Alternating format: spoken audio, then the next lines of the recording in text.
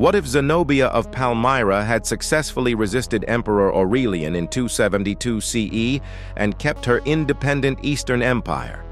The Roman world would have split permanently in half, with an Arab queen ruling the East. Palmyra would have become the ultimate trade superpower, controlling every Silk Road route from China to Europe.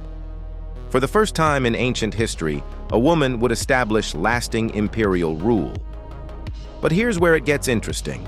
Christianity might have developed completely differently under Zenobia's religious tolerance. There would be no Byzantine Empire, no Constantinople as we know it. Arabic culture would have spread into Europe 4 centuries before it actually did.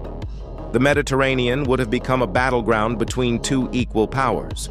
Instead of Roman dominance, we'd see a multipolar ancient world. Middle Eastern merchants would control global trade for centuries longer. The entire course of European development would have shifted eastward. One queen's victory could have rewritten the foundation of Western civilization. What if Emperor Valerian had crushed the Sassanid Empire instead of being captured and humiliated in 260 CE? This single victory would have rewritten world history completely. Roman legions would have marched straight into Mesopotamia, then pushed toward India. The crisis of the 3rd century never happens, keeping Rome impossibly strong. Without political chaos, Constantine might never embrace Christianity. The Sassanid collapse sends shockwaves across the ancient world. Persia falls 4 centuries early, leaving a massive power vacuum. Arabia remains under Persian influence, meaning Islam might never emerge. Roman engineers build roads stretching all the way to China. Trade flows directly from Britain to India under one banner. The Western Roman Empire never collapses because it never weakened. Christianity remains a minor sect while Roman gods dominate 3 continents. One battlefield victory creates a Roman world spanning from Hadrian's Wall to the Ganges River. A single moment changes everything we know about religion, culture, and civilization itself. Did you know that ancient China invented political propaganda over 3,000 years ago to justify overthrowing a government?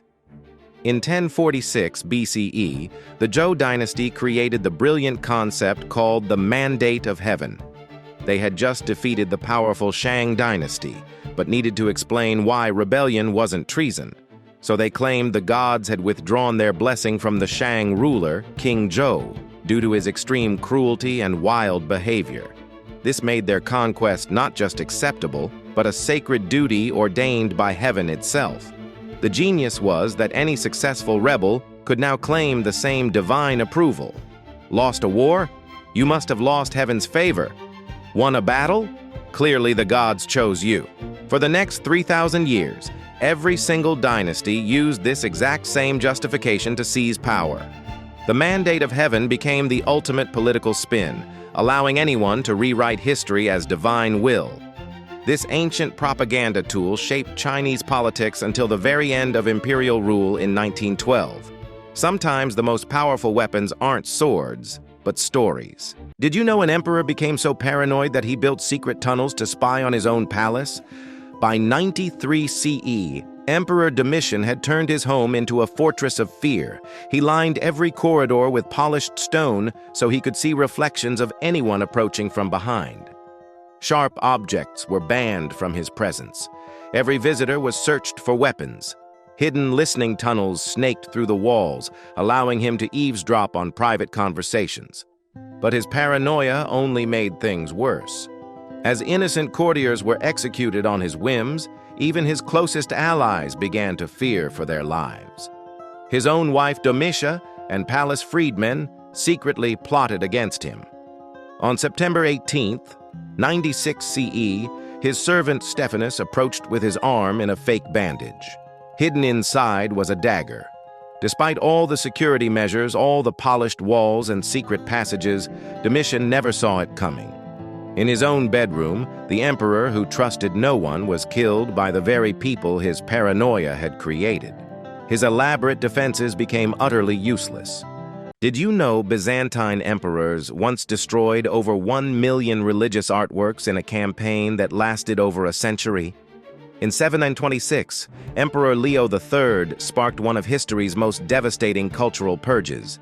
It started when he ordered soldiers to scrape Christ's image off the chalky gate in Constantinople. Riots erupted immediately. Dozens died in the streets defending their sacred art. But this was just the beginning of the iconoclastic period. For the next 117 years, imperial forces raided monasteries across the empire. They plastered over priceless 6th-century mosaics that had survived for generations. Entire libraries filled with illuminated manuscripts were thrown into bonfires. Soldiers methodically destroyed icons, murals, and religious paintings in every corner of the Byzantine Empire. The scale was staggering. Over 1 million pieces of sacred art vanished forever. By 843, nearly all early Christian art from the Eastern Roman Empire had been eliminated. Today, surviving Byzantine icons from before that date are among the world's rarest artifacts. A single decision at a palace gate erased centuries of artistic heritage.